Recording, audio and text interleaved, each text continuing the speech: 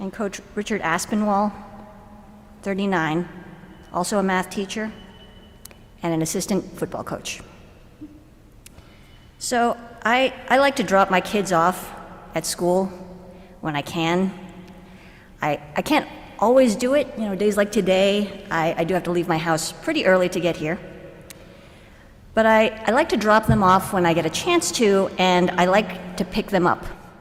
Because I always think to myself, there's going to come a day when I will miss this. And there's a comfort to that routine, right? I think for my kids as much as for me. I pull up to the school and I say, do you have your lunchbox? I say, you remember to charge your laptop last night, right? And I say, good luck on your science test. I say, have a good day. And then I hear them slam the door, and I watch them walk away. And that's part of parenting, especially parenting teenagers, right? You let your kids go. But you tell them you'll see them after school, and you tell them, I'll wait right here for you. And that's one of the best moments at the end of the day, isn't it? Getting them back and bringing them home. 4 families didn't get their loved ones back on September 4th. 4 families had their loved ones torn away from them because of an act of violence that began and ended in minutes. And here we are today at the Georgia State Capitol in this grand building where important conversations happen and big decisions get made.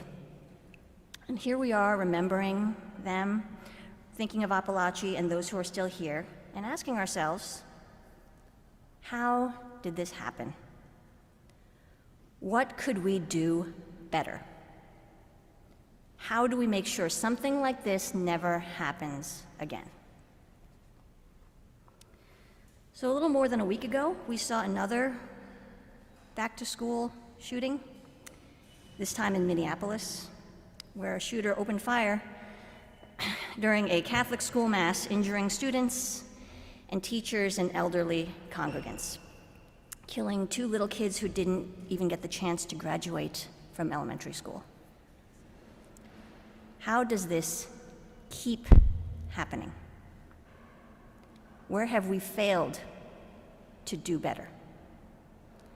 And how do we make sure something like this never happens again? These are big questions and crucial problems to work on, and hopefully the solutions we are brave enough to support together are worthy of this gold dome and its marble stairs and columns and the weight of the responsibilities they bear for this state. But today I think we owe it to the community to hear from those most affected and to really listen to what they have to tell us. So with that, I'd like to introduce Laya Contrus, a recent alumna of Apalachee High School, whose sister Sasha was in class at the time of the shooting. Layla.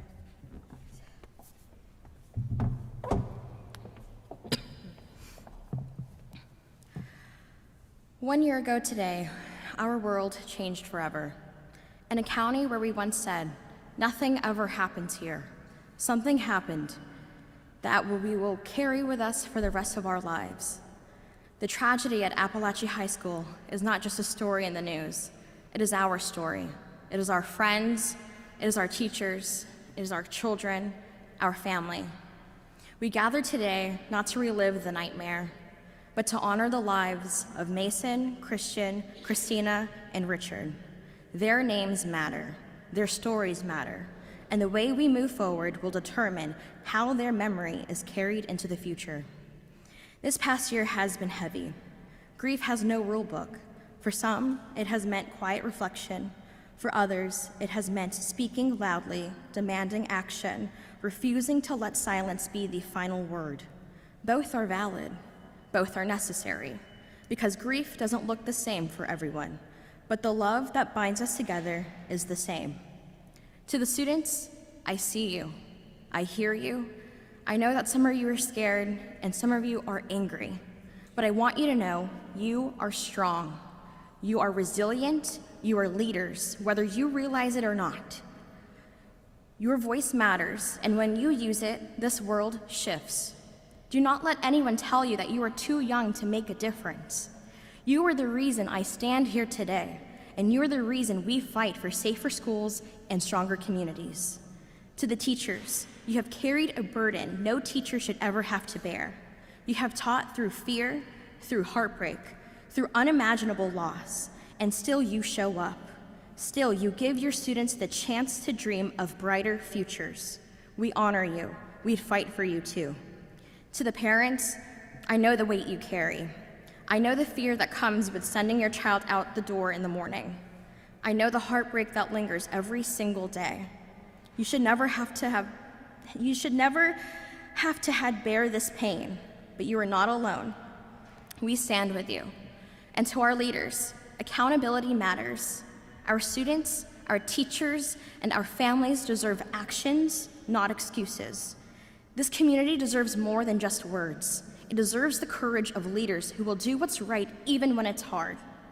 I graduated from Apalachee in 2019. This is my home, this is my family, and I will never stop fighting to protect it. 1 year later, we are not the same. We are stronger, we are louder, and we are more determined than ever. Because while we cannot change the past, we can shape the future, and I believe that future can be safer, kinder, and brighter if we keep going. So today, we remember, today we honor, and today we recommit ourselves to the fight. For Mason, for Christian, for Christina, for Richard, for every student, for every teacher, for every family, for this community we call home. We will not forget, we will not stop, and together we will keep moving forward. Thank you.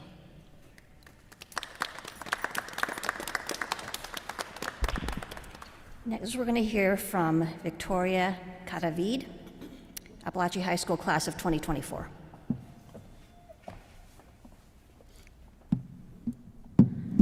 Oops. Good morning. My name is Victoria Katabid, proud alumna of Apalachee High School class of 2024. Just a few months before the shooting, Apalachee was my home for 4 years. Throughout my time there, I was a member of both the volleyball team and the marching band. Within school walls, there was always a sense of community, especially within the band program.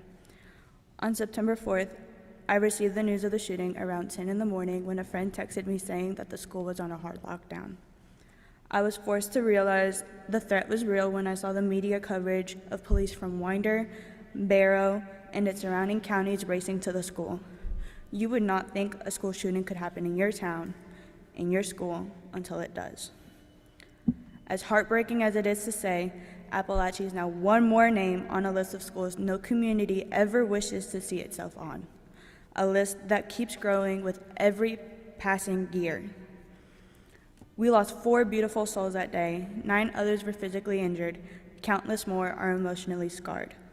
September 4th is a day that will continue to affect Apalachee High School students, Barrow County residents, and our neighboring areas as we learn to move forward in this new normal. We will not forget the names of Mason Skirmahorn, Christian Angulo, Christina Eremi, and Richard Aspinwall. Current students, friends of mine, expressed their fear of another tragedy occurring. And frankly, their fear is understandable because they have gone through something that no matter how much we practice it, is something that will forever leave them traumatized. They cannot hear fireworks going off without being reminded of that day. They cannot be in crowded areas without fear of someone attempting something, and they are no longer children. Our community has shown much love and support of the grieving families and for the students and faculty of Apalachee in a way that has not been seen before. The community has opened their arms up even more to show the true strength of our once small community. Even now, wherever you go within the county limits, there are signs. Barrow County strong, Apalachee strong. Sheriff Judd Smith's words of love will prevail, and we stand with Chi. We're still healing from the aftermath, but one thing is for certain, we are Chi Nation.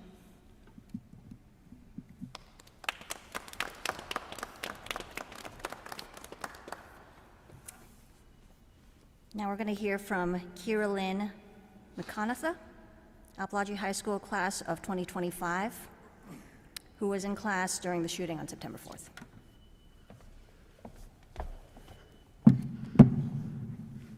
Good morning. I want to thank you all for having me here and giving me the opportunity to share my story and speak to you all today. My name is Kiran McConatha, and 1 year ago today, during my senior year of high school, the year of highs and excitement, me and thousands of others at Apalachee High School endured the unimaginable. On September 4th, 2024, my loving, quiet community was rocked to its core. That morning, I was in my statistical reasoning class. I went into class that morning like normal. We were working on a study guide for a test that we would have took the following day. Around 10:20 a.m., we heard the first round of gunfire. I jumped over a desk and ran to the other side of the classroom like we were always taught to do. I texted my loved ones while crying, trying to keep the noise of my cries muffled just in case the shooter could hear them. I sent my family my goodbyes, let them know what was going on, because I did not know if I was going to make it out alive or make it out at all. I was sitting next to my teacher, Coach Rushing, and asked him if we were going to die. He responded, "I don't know, but I got y'all." The minutes we sat there in the dark, hot, compacted classroom felt like hours waiting for someone to come in and rescue us. I have never been put into such a tragic, traumatizing, evil situation. We all can agree in this room that we need to protect our children. No child deserves to have the fear of having to go to school. No child deserves to experience what we have experienced. It's not fair. This has followed me from high school and into college. I am very aware of my surroundings, whether it is seeing how the doors do not lock at college campuses, asking my professor if we do drills, and then being told that no, if it is going on, it is a real situation. I may be an Apalachee alumni, but I will still fight for the future of the kids of the Barrow County school system and in the state of Georgia, due to my two youngest siblings still being students in the school system. Today, our community will remember the four we lost to such a senseless act of gun violence. Christina Irami, Coach Richard Aspinwall, Mason, and Christian did not deserve this. And now we must honor them by being kind to one another, supporting one another, and hoping for a better and safer tomorrow. I will continue to use my voice for those that do not feel comfortable speaking on our shared experience for the sake of the students and teachers all over the world. Now until forever, we will be Barrow County and Apalachee strong. Love did prevail, and love will continue to prevail. Thank you.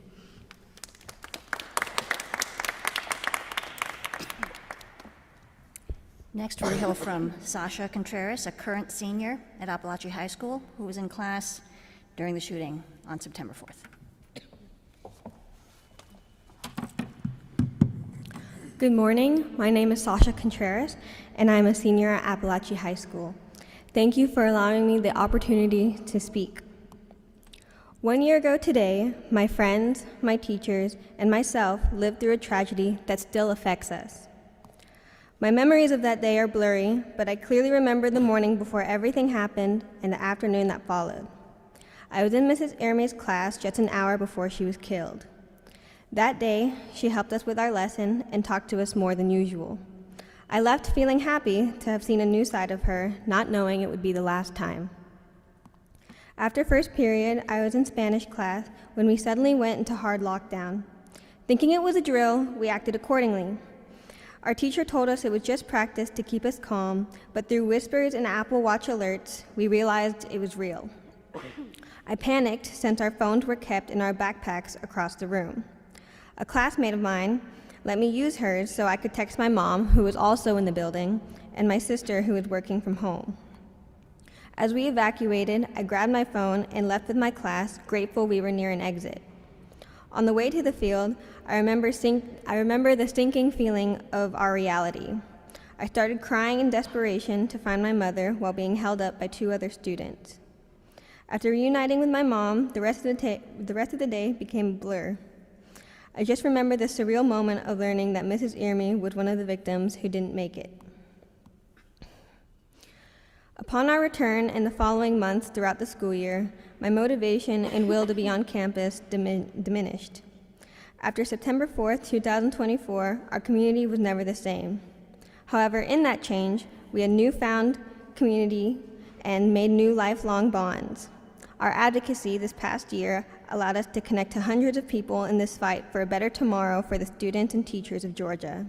We hope to continue empowering students and teachers across the state.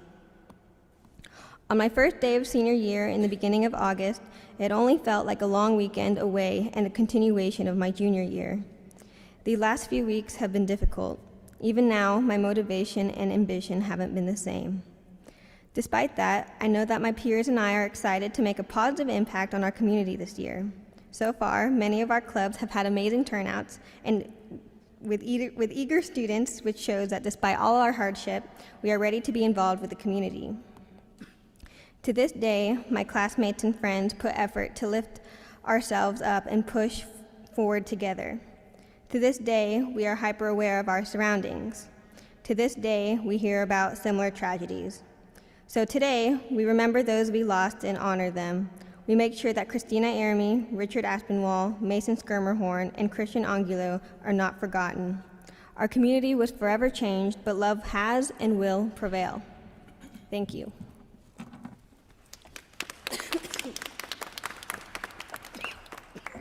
And finally, we'll hear from Leader Carolyn Hughley, leader of the Georgia House Democratic Caucus.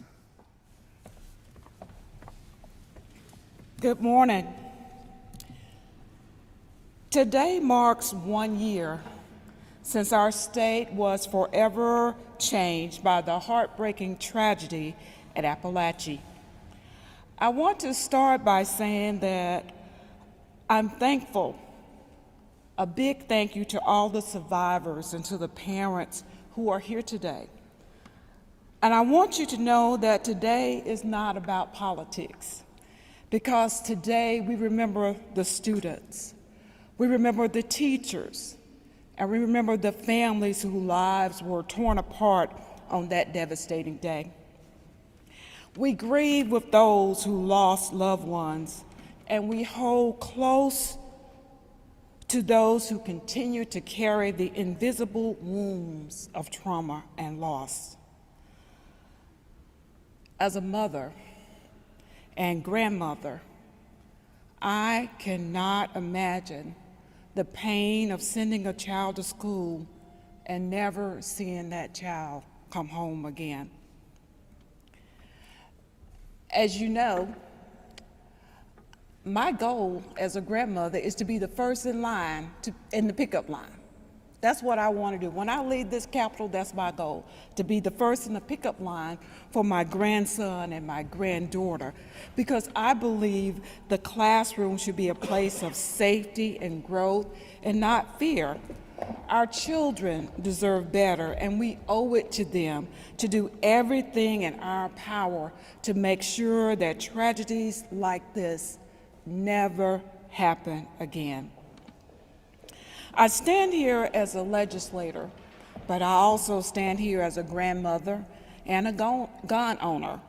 I know firsthand the responsibility that comes with that right, and I believe deeply that we can protect the Second Amendment and we can protect second graders at the same time.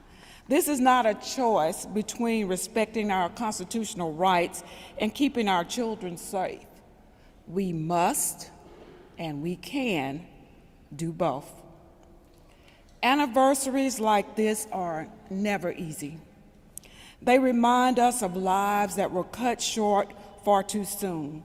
They remind us of futures that should have been filled with promise and joy. But they are also moments to come together, to honor the memory of those victims, to support the survivors, and to renew our shared commitment to building a safer Georgia for all of our children. The pain will never fully fade, but neither will the love that we hold for those that have been lost. May their memory guide us toward compassion and courage and action. And on behalf of the Georgia House Democratic Caucus, we stand ready to act. Thank you.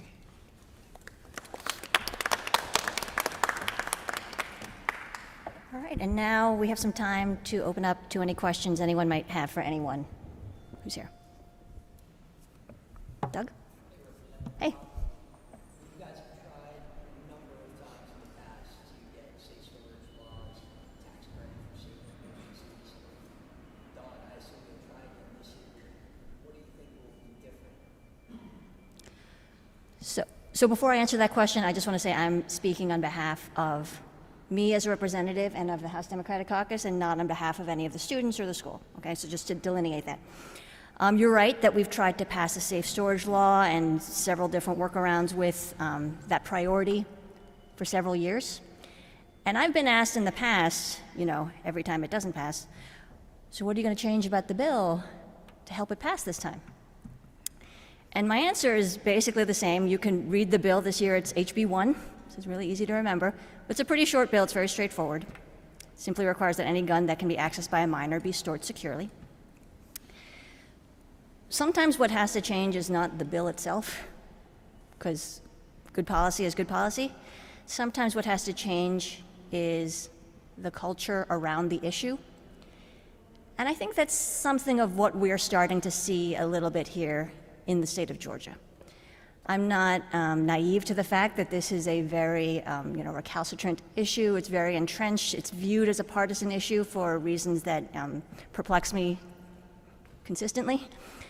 But I think that in hearing stories of students like this who've been affected by an improperly stored firearm, in which the shooter was just 14 years old, it is natural to ask, how could this happen? How could a 14-year-old get access to this weapon unsupervised? What is a basic thing, a concrete solution that we have to prevent this from happening again? These are questions that sometimes it takes a story close to home to help people get out of that sort of partisan entrenchment. And we have seen some movement on the issue in the past 2 years. I will note that a bill that provides up to a $300 tax credit for purchase of safe storage equipment passed nearly unanimously out of the State House twice, this past year and the year before that, right? It got a little bit hung up in the Senate, and I hope that our Senate colleagues pick it up when we get back in January. But that's probably something that wouldn't have happened 5-10 years ago, right? So I do think that the culture is changing, and even though we always look to see, did the bill pass or not as the end point, there are many, many things under the hood and under the surface that you can see that attitudes towards this issue, particularly with regards to safe storage, are evolving in this state. Thank you for that question. Yeah, Jeff.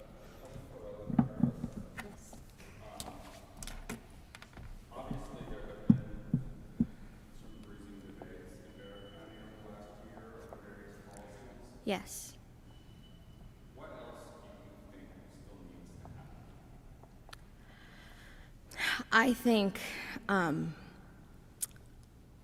I think this is a very delicate topic, but I think that we need a concerted effort for both recognizing that gun safety and that mental health they go hand in hand and they need to be prioritized.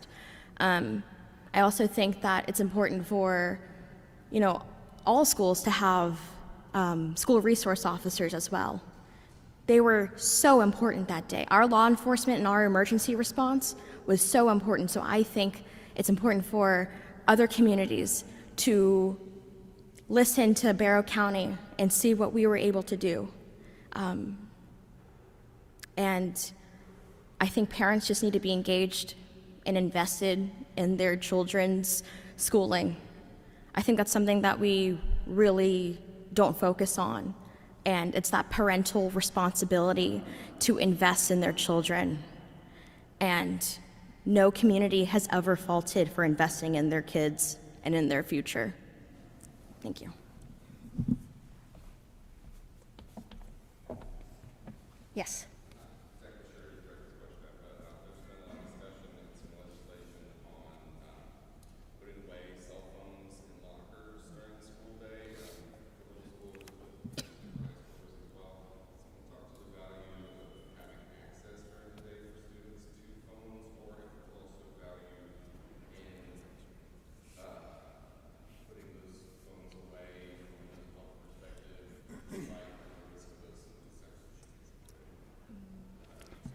Right, so thank you for that question. That was a bill that passed just this past session that restricts access to cell phones for kids up until the 8th grade. I think that high school is carved out, though individual schools, of course, can make their own rules, as they do now.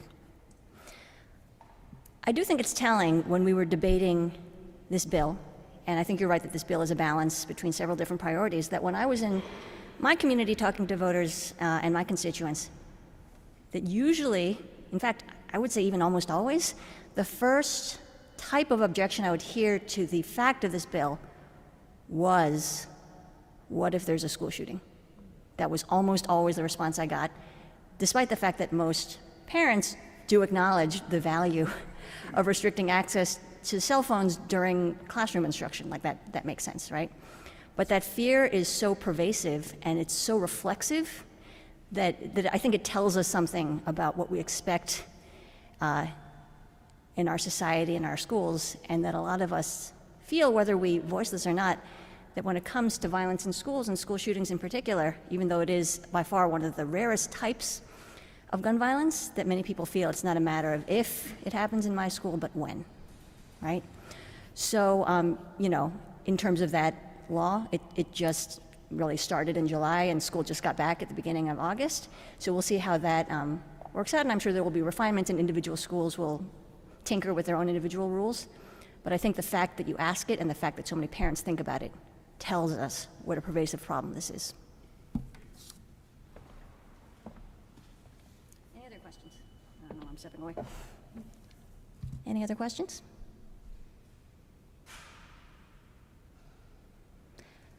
So what we'll do is we will wrap up this portion of the press conference.